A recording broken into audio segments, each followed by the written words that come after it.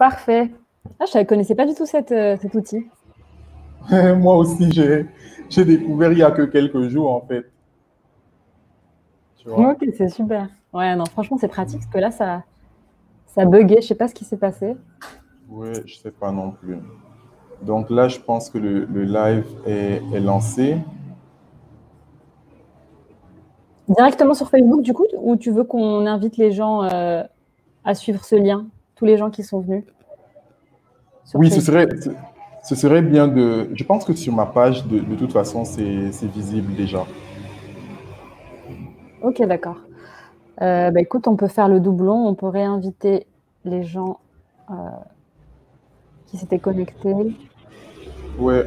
Dans tous les cas, je pense qu'en leur envoyant le lien là, ils vont avoir le live qui s'affiche. Ok, parfait. Peut-être je te laisse le faire parce que comme ils te connaissent, ce sera plus logique. D'accord, très bien. Et je vais envoyer, ouais, du coup, comme ça, Fatima peut aussi.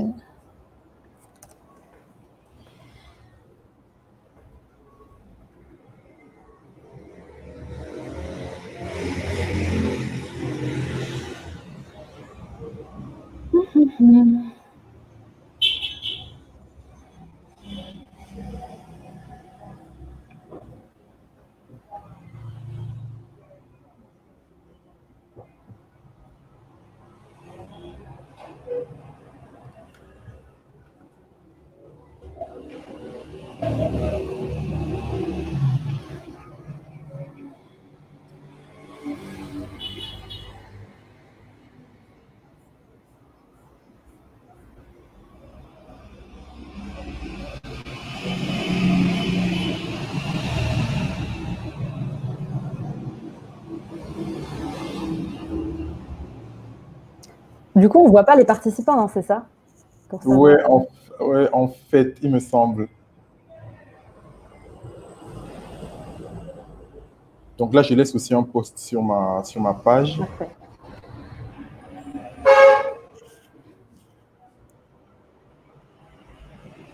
Ah, si, je vois que Fatima a commenté du coup.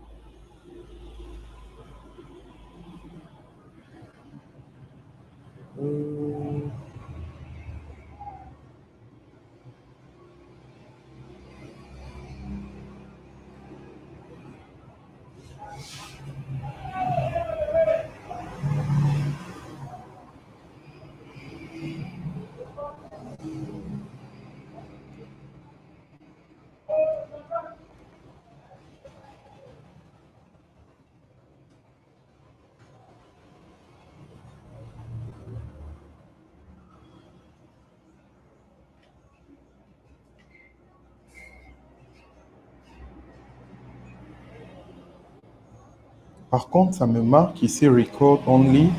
Je ne sais pas si c'est déjà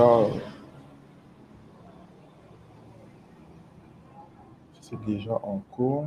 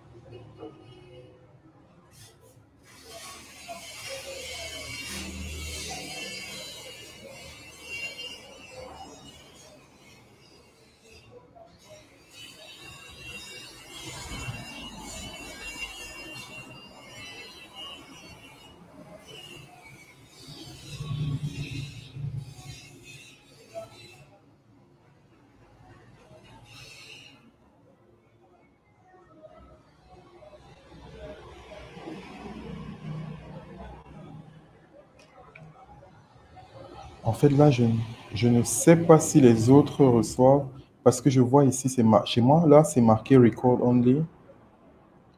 Private chat. Il y a Fatima, il y a Laurence, mais les autres, par contre, je ne sais pas.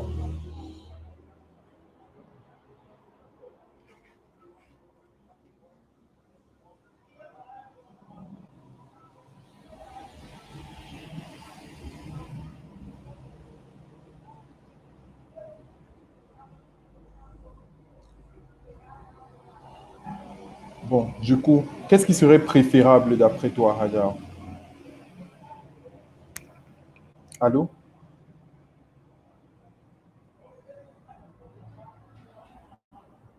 Attends, j'ai l'impression, je t'entends pas.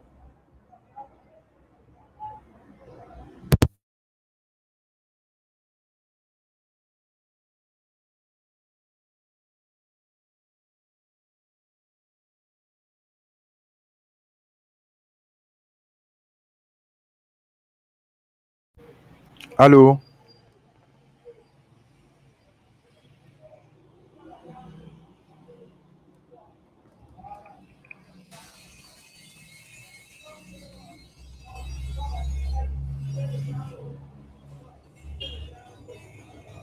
C'est bizarre.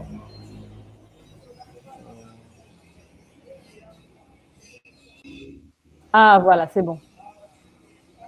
Tu m'entends du coup, Flavien? Ok, très Ok, bien. parfait. Oui, je t'entends très bien. Je demandais ce qui serait préférable pour toi, parce que là, j'ai l'impression, je vois ici, c'est marqué Record Only, donc je me demande si le live, si les abonnés de la page reçoivent le live là ou pas. De toute Tu façon, vois? je pense que dans un premier temps, là, comme on est un peu, enfin, du coup, on a changé d'outil, je pense qu'on va rester là quand même. C'est plus Oui, simple et on a renvoyé le lien vers une communauté WhatsApp, donc je pense que les gens vont arriver. Juste, est-ce que d'accord. les gens qui sont là, du coup, peuvent nous faire un coucou dans le chat pour qu'on sache à peu près qu'on. Ah, voilà. Donc, je vois qu'il y a Wael qui est là, donc il y a du monde. Donc je pense qu'on va commencer, puis c'est pas grave pour le record, on verra une autre fois. D'accord, ça marche. Du coup, on est vraiment désolé pour le changement de plateforme. On a eu des petits soucis, mais c'est bien, on se rôde. Donc, c'est ça, ça rend les choses plus naturelles, plus collaboratives. Je voulais juste rapidement dire deux, trois petits mots ensuite pour qu'on puisse commencer cette causerie.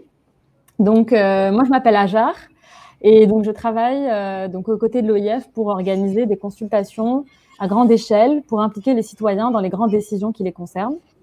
Et du coup, je suis hyper heureuse d'avoir Flavien pour ce tout premier événement virtuel associé à cette grande consultation qu'est Francophonie de l'avenir.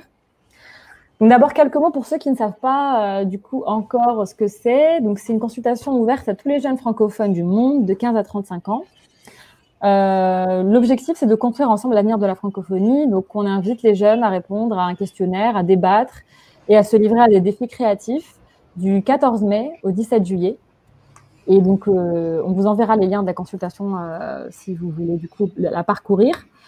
Mais on est là aujourd'hui parce qu'en plus de toutes les rubriques que vous trouvez sur le site qu'on vous communiquera, on avait prévu des ateliers en fait pour dynamiser la démarche et pour toucher des publics variés et donner la parole à un maximum de jeunes.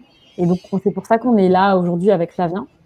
Donc déjà, un grand merci Flavien d'avoir accepté notre invitation, puisqu'en plus c'est le tout premier, donc enfin voilà, on est en train de se rôder aussi Merci, ensemble.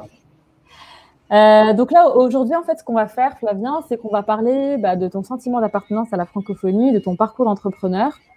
Mais on D'accord. va aussi donner la parole au public. Donc l'objectif là, c'est que le chat soit le plus actif possible. Donc n'hésitez pas, si vous avez des questions, écrivez-les en commentaire. On gardera du temps à la fin pour les questions que vous nous aurez remontées. Et n'hésitez pas aussi à interagir comme vous le voulez, à envoyer des emojis, ce que vous voulez. Il faut que ce soit, rendez-le un moment agréable pour vous. Donc, je propose de commencer. Et donc, du coup, je vais commencer par ma toute première question. Qui es-tu, Flavien, en une phrase? Flavien, je suis jeune entrepreneur francophone. Euh, je dirige une entreprise je suis relativement connu pour Safe Our Agriculture que je dirige, mais j'ai créé d'autres entreprises aussi. Donc, j'ai envie de dire multi-entrepreneur qui trouve des solutions dans son environnement. Très clair. Et tu peux nous parler un peu justement du prix que tu as gagné dans le cadre de la francophonie? Comment ça s'est passé? Pourquoi c'était exactement? Alors, c'était le prix du jeune entrepreneur francophone 2019, dont je suis très fier d'ailleurs. Ce prix, pour moi, c'est vraiment la manifestation de l'engagement et de la volonté de quelqu'un qui apporte une solution autour de lui et qui persévère pour obtenir des résultats. Je précise peut-être, et j'ai eu à le dire une fois auparavant à certaines personnes, que ce n'était pas la première fois pour moi d'aller en finale de ce prix. En 2018, déjà, j'y étais et je pense que je n'avais pas traversé la barre des finalistes. Donc, clairement, l'Organisation internationale de la francophonie offre depuis quelques années maintenant un prix à un homme et une femme jeunes qui dirigent des entreprises dans des pays qui font partie de l'Organisation internationale de la francophonie avec des impacts clairs en termes de chiffre d'affaires, en termes de création de richesses, de création d'emplois. Super clair, et ben on est ravis, en tout cas, du coup, de t'avoir avec nous. Alors, ce que je te propose maintenant, qu'on sait à peu près du coup qui tu es, c'est vraiment de rentrer dans des questions qui sont celles qui sont posées également sur la plateforme de consultation pour que tu vives un peu comme tous les jeunes qui vont répondre l'exercice que c'est de justement exprimer son sentiment d'appartenance à la francophonie. Donc, je vais commencer par une question dont tu peux évidemment répondre aussi avec ton background et c'est intéressant que tu puisses donner des exemples liés à ton parcours d'entrepreneur. Selon toi, c'est quoi les 3 domaines dans lesquels il faudrait qu'on agisse dans les années à venir pour répondre davantage aux attentes des jeunes? Pour moi, les 3 domaines dans lesquels on devrait agir, c'est tout d'abord, naturellement, c'est l'agriculture. L'agriculture, pas forcément parce que je sois professionnel dans ce domaine-là et que j'y opère, mais parce que je me dis que si on a besoin de se développer, si on a besoin de parler de stratégie, on dit souvent que ventre affamé n'a point d'oreille, on a besoin de pouvoir fournir assez à manger à toutes les personnes qui doivent faire partie de notre futur. Donc, c'est important de pouvoir maîtriser cette question de l'alimentation avant de parler de la stratégie. Ensuite, l'éducation. Pourquoi l'éducation? Parce que je pense que ceux qui peuvent changer nos pays, notre francophonie, nos continents, c'est d'abord les hommes. Et les hommes, ils ont besoin d'être éduqués, ils ont besoin d'être orientés. Alors, l'éducation, c'est vraiment la composante qui peut permettre de miser sur ceux qui aujourd'hui sont encore tout petits et qui demain seront les hommes robustes et efficaces dont on a besoin. Et enfin, j'ai envie de dire le développement humain, parce qu'on voit de nombreux mécanismes qui se passent aujourd'hui dans notre société, que ce soit sur le plan des migrations, que ce soit en termes d'emploi. Je pense qu'après d'avoir éduqué les hommes, ils doivent être conscients de leur potentiel. C'est pour ça que sur le plan du développement humain, il faut également un renforcement. Il faut également que leurs capacités soient prises en compte et qu'ils soient conscientisés. Tout à fait. Je pense qu'effectivement, là, tu touches du doigt des domaines qui remontent beaucoup dans les attentes des jeunes et ce qu'on voit déjà dans les premières réponses qu'ils donnent. Est-ce que peut-être tu pourrais nous partager une anecdote ou justement une barrière que tu as ressentie dans un de ces 3 domaines que tu aimerais que d'autres jeunes n'aient pas à la vivre, une expérience un peu difficile qui t'a marqué? Comme ça, de prime abord, je suis ingénieur généraliste de formation et je dirige aujourd'hui une entreprise agricole. Ça n'a pas vraiment beaucoup à voir l'un avec l'autre des 2 domaines. C'est-à-dire que s'il avait fallu que je décide réellement, j'aurais fait de l'agriculture étant tout petit. Mais justement parce que j'ai fait partie d'une famille où mes parents ont jugé bon d'orienter les enfants vers des métiers d'ingénieur, de médecin, d'avocat, parce que potentiellement, ils pouvaient mieux gagner leur vie. Je me suis retrouvé ingénieur généraliste et à travailler dans la maintenance portuaire pendant 3 années. Non pas que j'ai détesté cette expérience-là, mais je ne me sentais pas vraiment à ma place. Donc, je pense que si on avait justement une éducation qui était bien orientée et qui tenait compte non seulement des priorités de nos espaces, mais aussi des volontés des jeunes, je me serais probablement retrouvé dans l'agriculture beaucoup plus tôt et peut-être avec un meilleur impact. Donc, je pense que j'ai vraiment envie que d'autres jeunes puissent profiter d'une orientation qui tienne compte de leurs envies, de leurs aspirations pour pouvoir être au meilleur de leur potentiel. Donc ça se traduit aussi par plus de flexibilité, j'imagine, d'un type de formation à une autre, qu'on ne nous dise pas qu'il faut rester dans des cases toute notre éducation. Exactement. Il faut rester un peu mobile. Tout à fait. Très clair. Tout à fait, définitivement. C'est un très beau message. N'hésitez pas, bien sûr, si ça vous évoque des choses dans le chat, c'est le moment. Justement, pour toujours parler un petit peu de ce changement dans le monde, etc. Est-ce que tu as, avec l'expérience actuelle, les réflexions que tu as pu avoir aussi avec la crise du Covid, des idées de ce que tu aimerais voir changer dans le monde? Donc là, c'est vraiment plus large que ton expérience au Cameroun, mais vraiment, voilà. Si on prenait du recul, c'est quoi la chose qu'on aimerait voir changer? La chose que j'aimerais voir changer, c'est vraiment que les gens considèrent le monde, je veux dire le monde, selon sa définition principale. Parce que de plus en plus, on évolue, on a envie de travailler plus dur, on a envie de gagner beaucoup d'argent, on a envie d'être plus puissant. Mais en fait, on ne vit pas tellement. Ce que je veux vraiment voir, la chose que je veux voir changer dans le monde, c'est que les gens puissent considérer le monde pour eux individuellement et pour les autres également. Qu'on puisse se dire que c'est important de faire partie d'une initiative beaucoup plus importante que notre personnalité individuelle. Parce que définitivement, si on est riche, puissant et qu'on arrive à faire plein de choses, ça n'a du sens que parce qu'autour de nous, il y a d'autres personnes sur qui on puisse créer de l'impact. Ouais, c'est hyper intéressant. Donc effectivement, c'est aussi se décentrer par rapport à son propre vécu pour se sentir un peu plus en lien avec quelque chose de plus grand. Je pense que c'est un message important et c'est un recul que la crise nous a permis d'avoir. Tout à fait. Et justement, comment l'espace francophone interagit avec cette vision du monde? À ton avis, quel rôle il devrait jouer dans ce changement du monde? Bon, le rôle que devrait jouer l'espace francophone, pour moi, il est clair. C'est-à-dire qu'on a l'habitude de dire que plus on est de fous, plus on rit.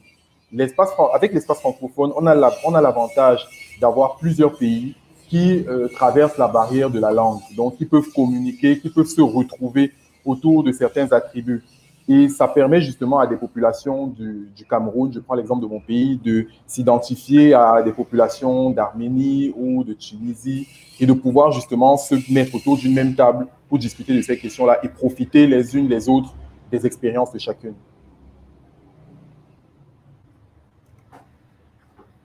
C'est hyper intéressant. Est-ce que du coup, tu aurais une vision un peu précise? Enfin, voilà. Est-ce que si tu devais rêver en 2050, tu arrives à imaginer un peu cet espace francophone? En quoi est-ce qu'il aurait changé pour répondre justement à ces attentes que tu décris? Pour moi, en 2050, déjà dans l'espace francophone, on aurait la possibilité de se déplacer un peu plus. Parce que c'est vrai qu'on parle de francophonie et on a l'avantage aujourd'hui d'avoir le numérique pour pouvoir collaborer ensemble. Mais le fait de pouvoir partir d'un pays à l'autre et rencontrer facilement les gens, ça permet justement de pouvoir créer des liens physiques parce que c'est toujours beaucoup plus fort. Et ça permet justement de pouvoir réaliser cette vision-là, d'emmener les gens à se rencontrer forcément. Ça permet de créer des dynamiques, même sans qu'on ne s'en rende compte. Ça nous fait changer, ça nous fait partir d'un état d'individu à un état de collectif ou de groupe. Donc la mobilité vraiment dans tout l'espace, c'est-à-dire nord-sud. Absolument. Absolument et définitivement. Après, moi aujourd'hui, en tant que chef d'entreprise, j'ai l'avantage d'avoir énormément voyagé dans l'espace francophone, dans l'Afrique et tout. Et je pense que c'est né qu'à partir de ce moment-là que j'ai vraiment cerné la richesse de pouvoir partir du Cameroun au Sénégal, de parler la même langue, donc de rencontrer des gens que je ne connaissais pas avant et 3 jours après d'être en train de faire du business ensemble ou de créer de la valeur ajoutée.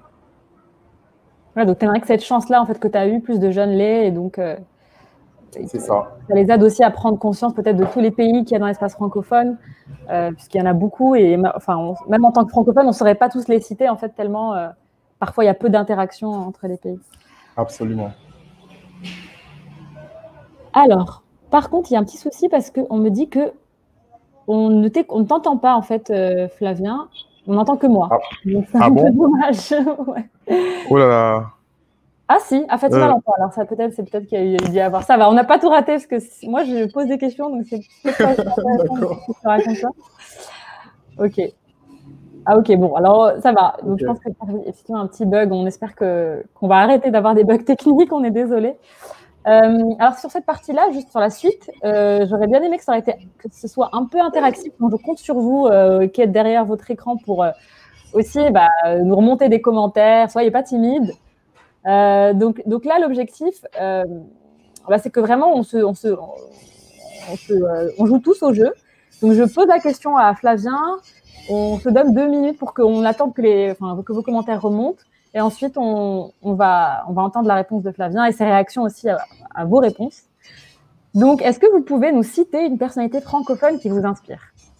Donc, Flavien ne répond pas encore. D'accord. Voilà. On attend le chat bouillonner. On attend que le chat bouillonne et ensuite on...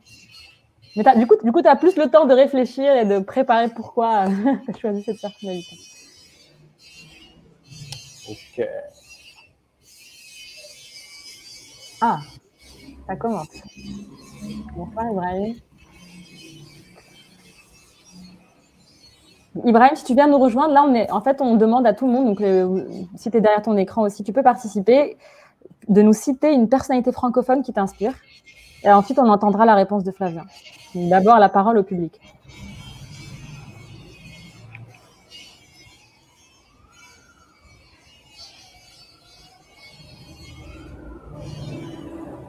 Allez, soyez pas timides, on n'a qu'une seule réponse pour l'instant. Ouais, elle, si tu m'entends, c'est que tu peux répondre aussi.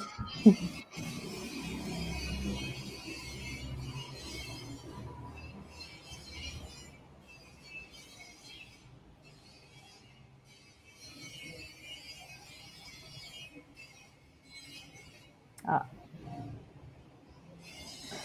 Bon, du coup, on va faire durer le suspense. Ah, si, ça arrive. Alors, les premières réponses, là, c'est Léla Slimani, l'écrivaine. C'est Fatima qui dit ça. Et puis, ouais, elle qui dit Nour Bouaklin et sa vision pour l'entrepreneuriat en Afrique. Est-ce que tu connais Nour Bouaklin, toi, Flavien? Oui. Ok. Bon, du coup, on va écouter ta réponse, mais si vous continuez à avoir des idées dans le chat, n'hésitez pas à nous les remonter. Donc, Flavien, quelle est la personnalité francophone qui t'inspire? Moi, la personnalité francophone qui m'inspire le plus, c'est clairement Angélique Kidjo. Angélique Kidjo, parce que c'est une dame qui, justement, a su se saisir de la diversité de la francophonie pour aujourd'hui s'ouvrir au monde. Et elle le précise très souvent.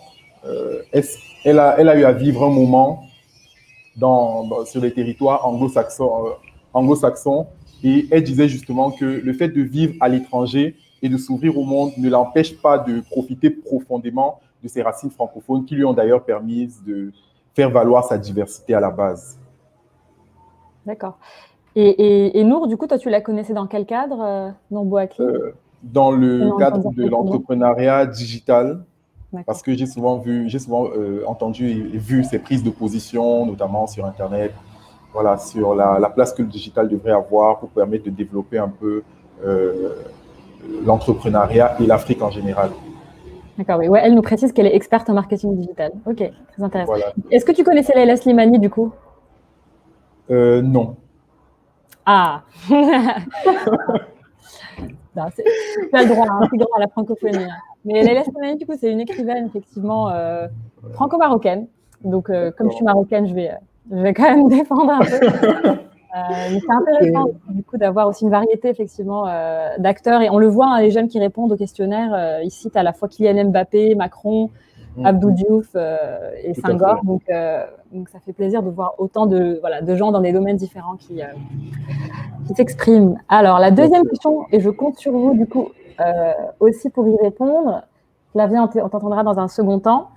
Quels sont les 3 premiers mots qui vous viennent en tête lorsque vous pensez à la francophonie? Et là, ne réfléchissez pas trop. Vous pouvez vraiment y aller de manière spontanée. Donc, Flavien, ne réfléchis pas trop, même si tu as plus de temps. Ok.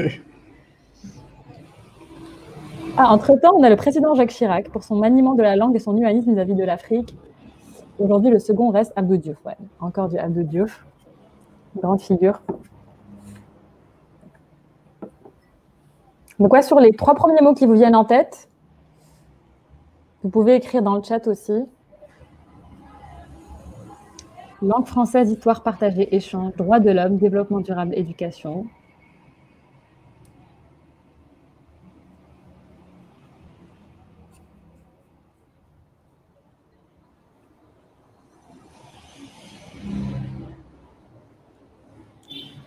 Culture, cohésion sociale, identité.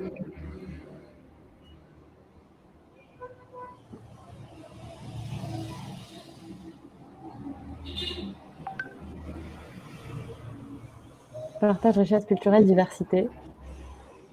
En attendant que ça continue à arriver, Flavien, tes 3 mots, c'est quoi et pourquoi? Alors, mes 3 mots, c'est d'abord la diversité. Diversité parce que justement dans l'espace francophone, il y a plusieurs cultures, il y a plusieurs pays. Et nous sommes tous justement autour de cette langue qui nous permet de nous parler, de nous rencontrer et de créer des choses ensemble. Ensuite, opportunité. Opportunité, je le dis en tant qu'entrepreneur parce que aujourd'hui, je dirige une entreprise qui, certes, existe au Cameroun d'abord, mais ensuite a su faire des expériences dans d'autres pays comme le Sénégal, le Rwanda, vraiment sans forcément qu'on maîtrise forcément ces environnements-là. C'est juste le fait de pouvoir partir, de parler français qui nous a permis de nous connecter à d'autres personnes. Donc, il y a clairement des opportunités à travers la francophonie. Et enfin, Afrique. Afrique, parce que pour moi, le président Emmanuel Macron le disait, hein, l'avenir de la francophonie est en Afrique.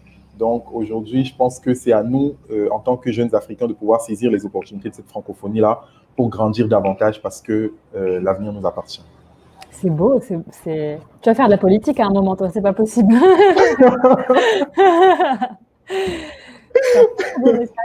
On me souffle à l'oreillette qu'il y a Sadia Touré du Mali qui est avec nous aussi dans le chat. Donc, tu peux nous faire un coucou et nous dire tes 3 mots aussi en parallèle, si tu veux, Sadia. Et en tout cas, pour vous dire 2 mots, Sadia, du coup, est militante et écrivaine et elle sera avec nous demain à 17h30 GMT+2, donc heure de Paris.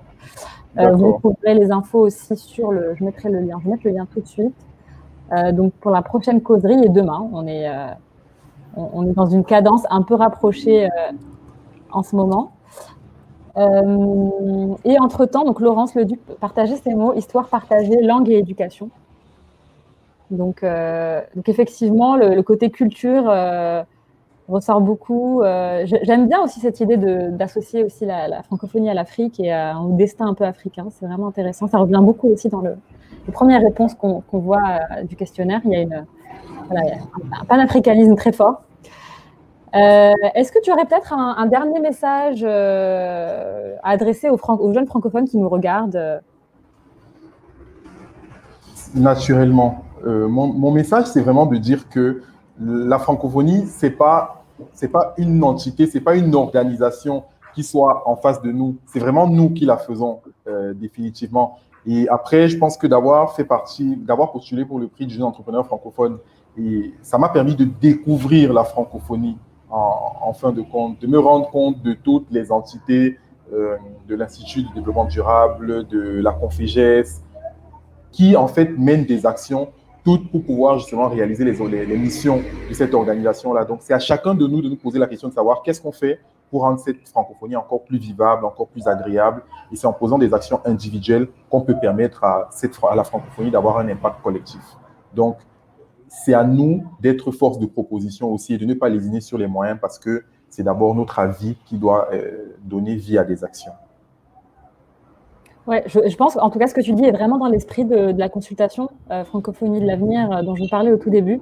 C'est vraiment le slogan, c'est ta voix compte. Et c'est vraiment pour dire aux gens francophones que ça tient aussi à eux, en fait, de modeler la francophonie comme ils la voient, d'exprimer leur avis, qu'ils soient d'ailleurs pour ou contre la francophonie.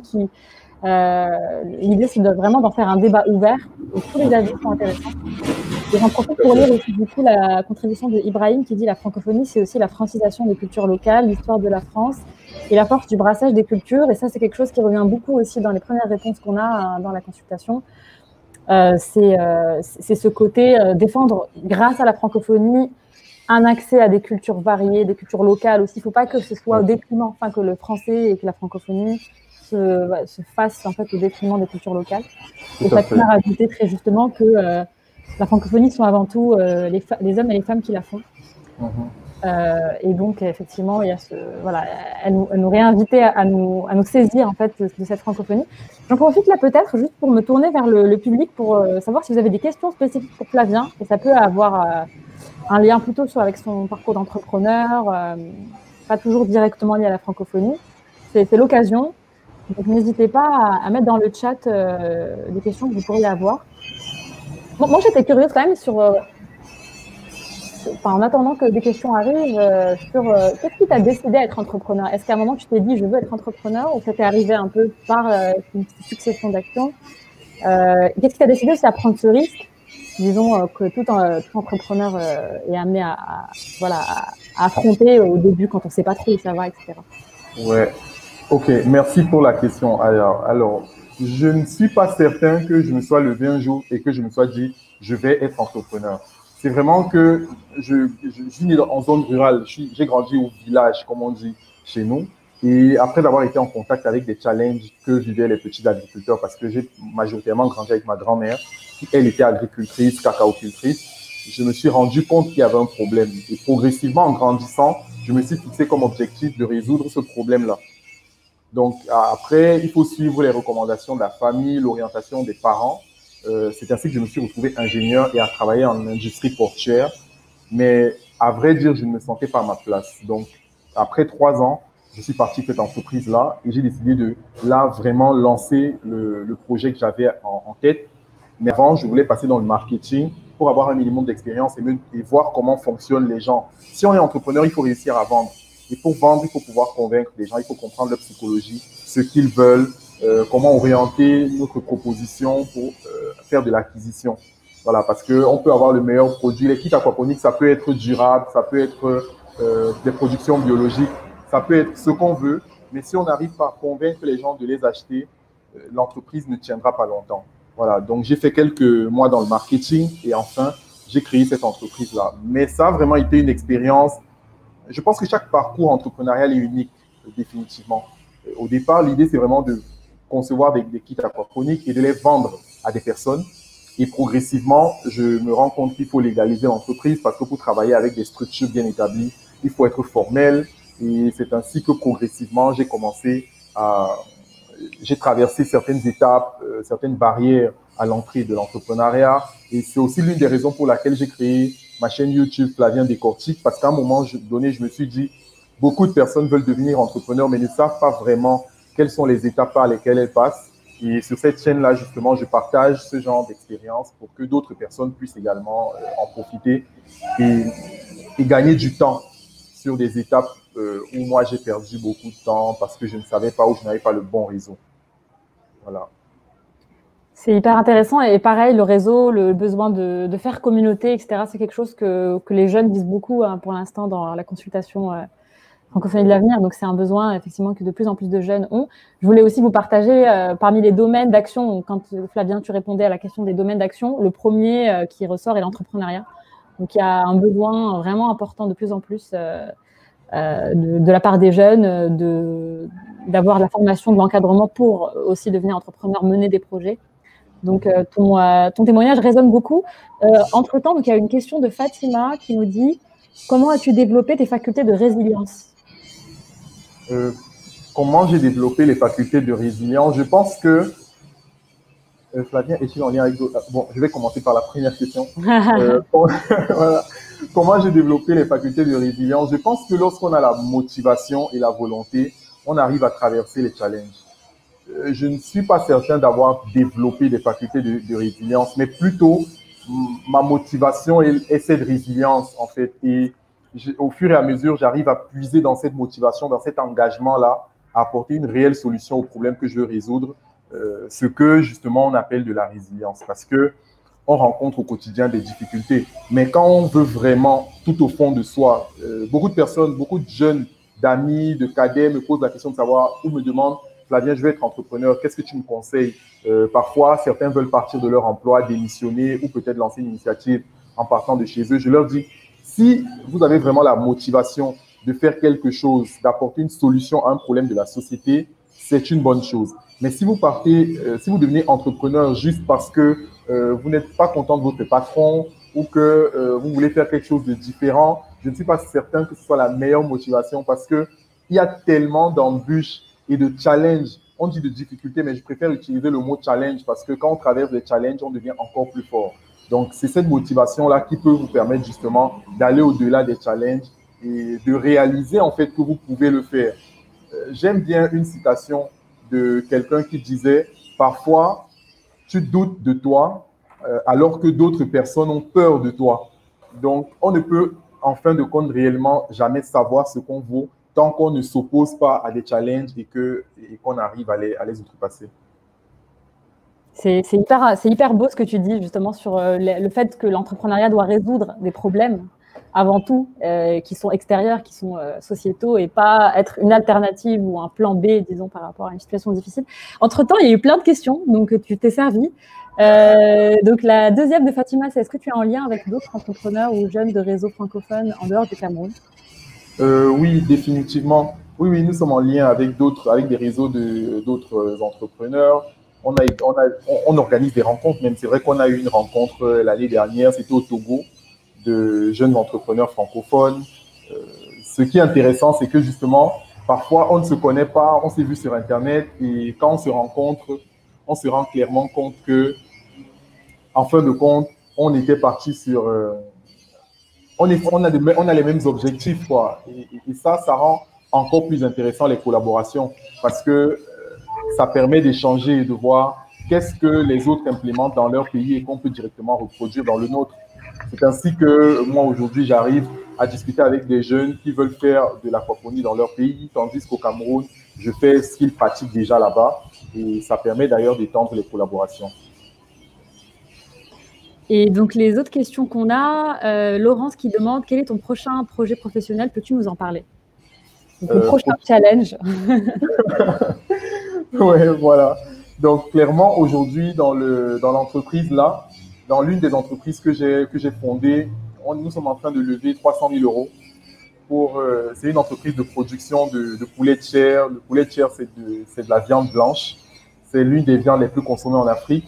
Et justement, on lève les 300 000 euros pour pouvoir moderniser notre chaîne de production et puis étendre le réseau de distribution. D'abord au Cameroun, parce que je ne vais pas dire que charité bien ordonnée commence par soi-même, mais c'est parce que c'est le marché qu'on maîtrise le mieux avant de pouvoir nous étendre ailleurs.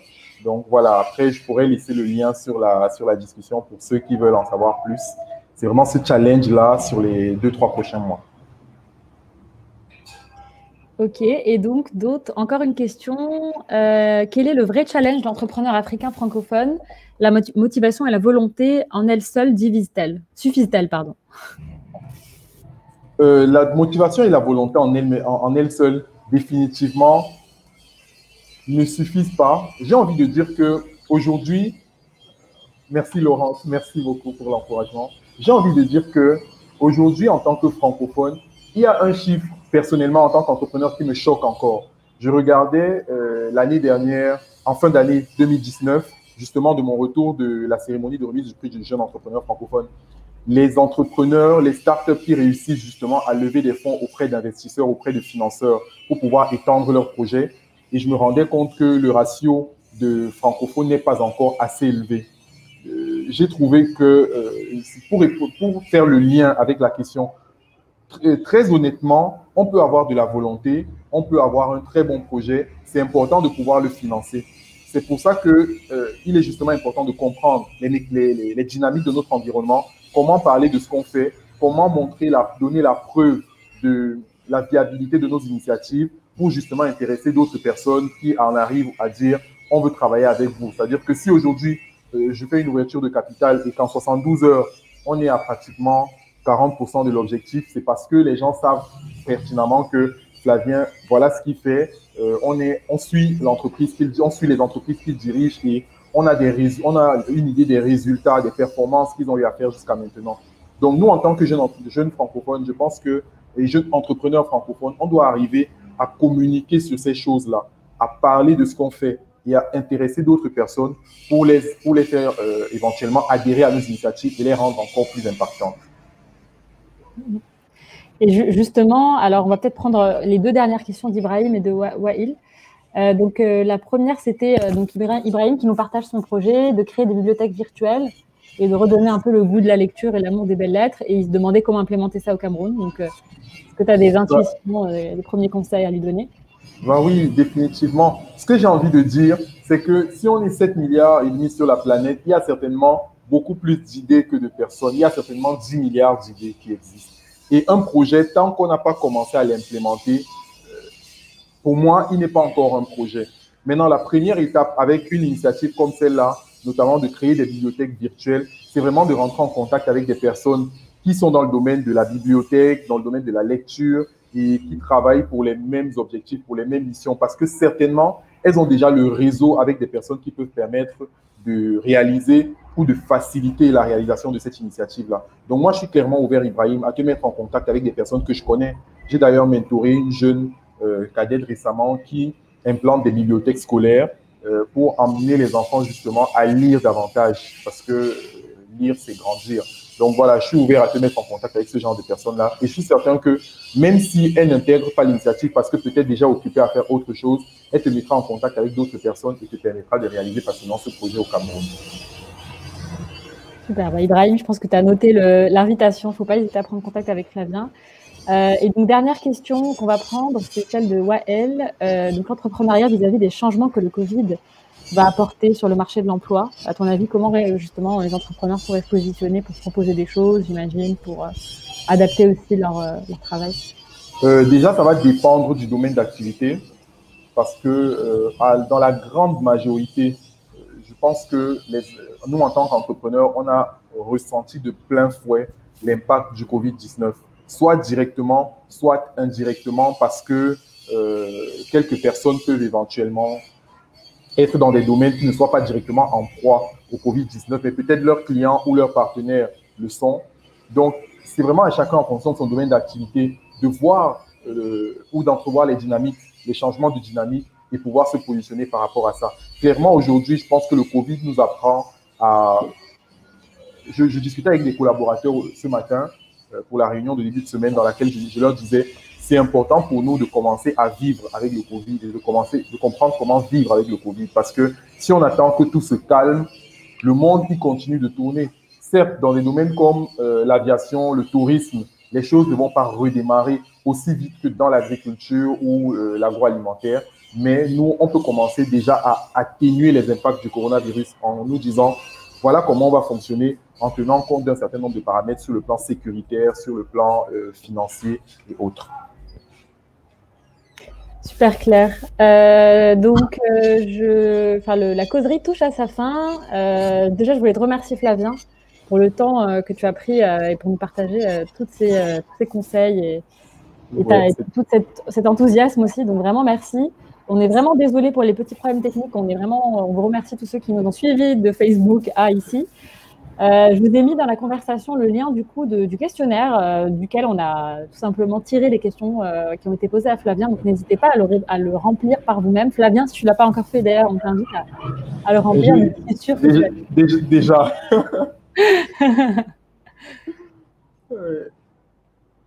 Et puis, donc, je vous donne rendez-vous demain à 17h30 GMT+2 avec Sadia Touré, du coup, qui va nous parler de son parcours. Donc, Flavien, tu peux aussi revenir.